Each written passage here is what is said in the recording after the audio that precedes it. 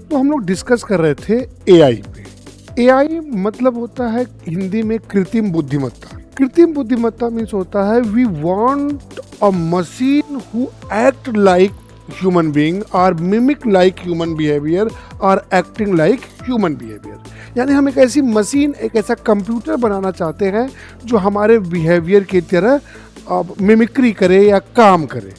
लेकिन अभी भी हम जनरलाइज्ड एआई या जनरेटिव एआई नहीं बना पाए हैं, ट्रू एआई नहीं बना पाए हैं। क्योंकि देखिए, मशीन लैंग्वेज में और ह्यूमन लैंग्वेज में एक अंतर होता है। अभी भी कोई भी कंप्यूटर हो, कोई भी डिवाइस हो, कोई भी एआई हो, हम मशीन लैंग्वेज पे काम करता हो। अपना उसका एक लैंग्वेज नहीं है, जिसको थॉट प्रोसेस डेवलप नहीं है।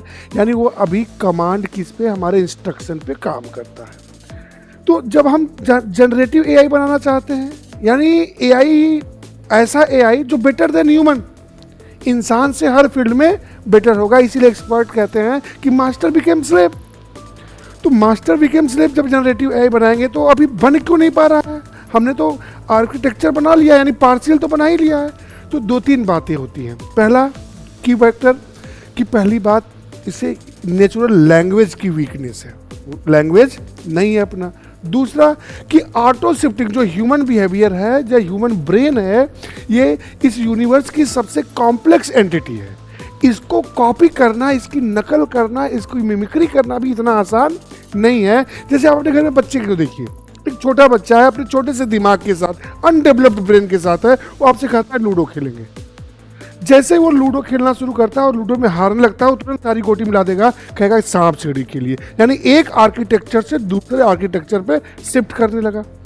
सांप सीढ़ी में भी हारने लगता है तो मिटा के कहता है कि अब आइए हम लोग कैरम खेलेंगे। यानी बच्चे का ईगो जब तक सेटिस्फाइड नहीं होगा, जब तक आप उससे हार नहीं जाओगे।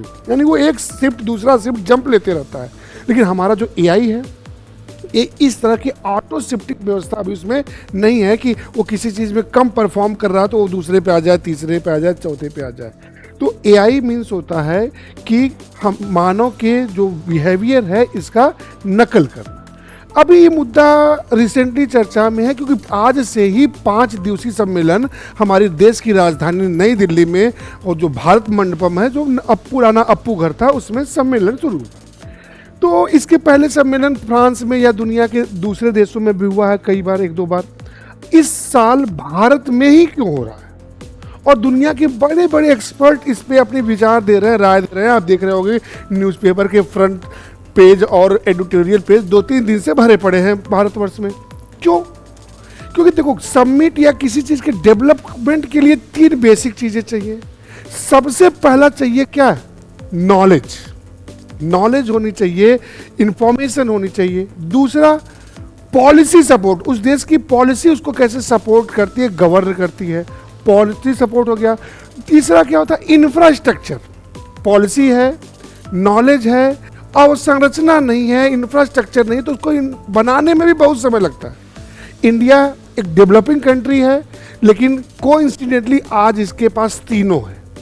उसके पास स्किल्ड लेबर है, नॉलेज है, इंफॉर्मेशन है। हम दुनिया के हर देश में टॉप मोस्ट पदों पर बैठे हुए हैं। यानी नॉलेज, स्किल की हमारे अंदर डेफिशिएंसी नहीं है। सरकार की पॉलिसी जो है अब टेक सपोर्टिव होने लगी है। कई सारे, देखो, पहले जो होता था हमारे देश में स्टार्टअप्स की कमी थी, इनोवेशंस की कमी थी, क्योंकि हमारे देश की जीडीपी या इकोनॉमी उतनी स्ट्रांग नहीं थी कि हम इधर भी देख पाएँ, उधर भी देख पाएँ। समय के साथ हमारी इकोनॉमी स्ट्रांग होते जा रही है। जब हमारी इकोनॉमी स्ट्रांग हो रही है तो हम नए नए इनोवेशन स्टार्टअप को भी सपोर्ट कर रहे हैं, यानी इंफ्रास्ट्रक्चर में भी हम काम कर रहे हैं।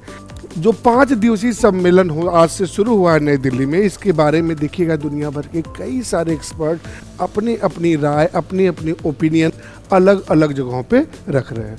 तो ये सब हो रहा है, लेकिन ये तो इंटरनेशनल कॉन्फ्रेंस है, इसमें अपना भी हमारी पॉलिसी। जैसे देखो, आपके पीछे आपको बोर्ड पे दिख रहा होगा एआई इंडिया मिशन या India AI mission, sovereign and AI and ethics. यानी ये हमारी भी पॉलिसी है, हमारे देश की भी पॉलिसी है कि हम संप्रभु रहें किसमें?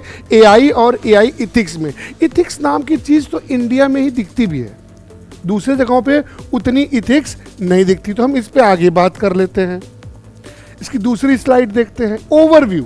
एआई मिशन जो भारत का, इंडिया का ओवरव्यू मिशन है वो क्या है? ये कहता है कि इंडिजिनस एआई कैपेसिटी डेवलप करना है हमें। तो एआई जो मिशन है ये क्या हम किस लिए लाए हैं, साथ में देखिएगा, indigenous AI capacity for economic growth, governance and national security. जो भारत की सुरक्षा है, सामाजिक आर्थिक विकास है, इसको बढ़ावा देने के लिए। तो अब जानते हो कि एआई यानी टेक्नोलॉजी का ज़माना है। जैसे आप मेरी क्लास में होते हैं तो मेरा एक फेवरेट डायलॉग है जब मैं बोलता हूँ कि जहाँ जहाँ रिसोर्स का क्रंच होता है, संसाधनों की कमी होती है, वहाँ आपकी सहायता केवल और केवल टेक्नोलॉजी कर सकती है। तो जहाँ जहाँ रिसोर्स का क्रंच होगा, जैसे मान लीजिए ये जो पीपीटी आप पीछे देख रहे हैं, ये पहले मुझे बनवानी पड़ती थी। मैं एक्सपर्ट से बात करता था कि बना दो भाई, उन्होंने मेरी डिमांड ली और उसके बाद बनाया, क्रॉस चेक करता था, it will take more time. अब रिसोर्स का क्रंच, मैंने क्या किया, एआई, ये एआई बेस्ड बनाया गया है। एआई पे स्लाइड बनाने के लिए मैंने एआई का इस्तेमाल किया।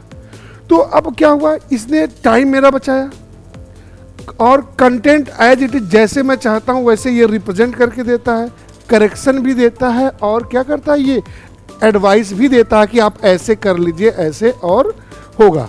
तो अब हम बात करने जा रहे हैं कि ये नेशनल सिक्योरिटी में कैसे स्ट्रेंथन करेगा, ये इकोनॉमिक ग्रोथ को कैसे स्ट्रेंथन करेगा, और यही हमारे क्या है, मिशन का एक ओवरव्यू है। अब देखिएगा कोर ऑब्जेक्टिव क्या है, एआई कैपेबिलिटी। एआई तो हम आज यूज ही कर रहे हैं, तो फिर एआई कैपेबिलिटी का मतलब क्या हुआ, मतलब ये हुआ कि इंडिजिनस एआई कैपेबिलिटी, हम अपना एआई डेवलप करें, अपने रिसोर्सेज से डेवलप करें, आपका सर्च इंजन हमारा हो, इस जो डेटा स्टोर हो रहा है वो डेटा स्टोरेज भी हमारे यहाँ। देखो आपने देखा होगा कि नोएडा को दुनिया का सबसे बड़ा क्या हब बनाया जा रहा है, डेटा स्टोरेज बैंक का, आपने पढ़ा होगा करंट अफेयर्स में। तो क्यों बनाया जा रहा है, क्योंकि पॉलिसी सपोर्ट है। अब डेटा बाहर, डेटा फ्यूचर का सबसे बड़ा रिसोर्स होने वाला है। जैसे संसाधनों में आप बात करते थे कि ये फॉसिल फ्यूल है, ये है, वो है, अब आगे अगली जनरेशन का जो सबसे इंपॉर्टेंट रिसोर्स होने वाला है वो क्या है, डेटा। हर चीज़ डेटा पे चलेगा, ठीक। तो हमने बात की एआई कैपेबिलिटी किसकी होनी चाहिए, इंडिजिनस, यानी सब कुछ हमारा अपना होना चाहिए। रिसर्च एंड इनोवेशन प्रमोशन, यानी इस दिशा में भी क्या है, रिसर्च होना चाहिए कि क्या कैसे इससे इस्तेमाल करना है, कहाँ इस्तेमाल होना चाहिए, कहाँ नहीं होना चाहिए, and many more. Skilled workforce, हम कह रहे हैं ना कि लोग चाह रहे कि सोच रहे हैं कि एआई आएगा तो लोगों की नौकरी चली जाएगी। नहीं, ये एआई किसके लिए है, स्किल्ड लोगों के लिए वर्कफोर्स का काम करेगा, यानी आपकी कैपेबिलिटी इनहेंस करेगा। आपके उस मुद्दे की बात ही नहीं, जो नहीं जानता है एआई, उसका वो जो जॉब करता है, मान लीजिए आप ड्राइवर है, तो ड्राइवर है तो एआई अभी ड्राइव करने नहीं जा रहा है इंडिया में कुछ समय तक, क्योंकि अभी फ्यूचर में वो भी होगा, ड्राइवरलेस कार आ रही हैं। लेकिन अभी क्या है, अभी हम स्किल्ड लेबर की बात कर रहे हैं। जैसे मैंने अपना एग्जांपल दिया कि मैं क्या हूँ, एक मेंटर हूँ सिविल सर्विसेज की कोचिंग में, तो मुझे अपना काम करवाने के लिए 2 और ह्यूमन रिसोर्स की ज़रूरत पड़ती थी कि आप पीपीटी बनाओ, स्लाइड बनाओ, ये बनाओ। तो इसने क्या कर दिया, मुझे स्किल्ड वर्कफोर्स में कन्वर्ट कर दिया। जो मैं अभी सिर्फ एक सेक्टर में था, अब मैं अपनी स्लाइड बना पा रहा हूँ, उसे प्रेजेंट कर पा रहा हूँ, तो ये स्किल्ड वर्कफोर्स के रूप में मुझे कन्वर्ट कर दिया। बात करें इथिकल रिस्पॉन्सिबिलिटी की, या इथिकल एंड रिस्पॉन्सिबल एआई, तो इथिकल वैल्यूज मैंने पहले ही बताया कि क्या होते हैं, या इथिक्स में आपने पढ़ा होगा कि इथिक्स, इथिकल वैल्यूज होते क्या हैं, एआई हम चाहते क्यों हैं, ये भी मुद्दा है। तो ये सब हम आगे अभी डिस्कस करेंगे।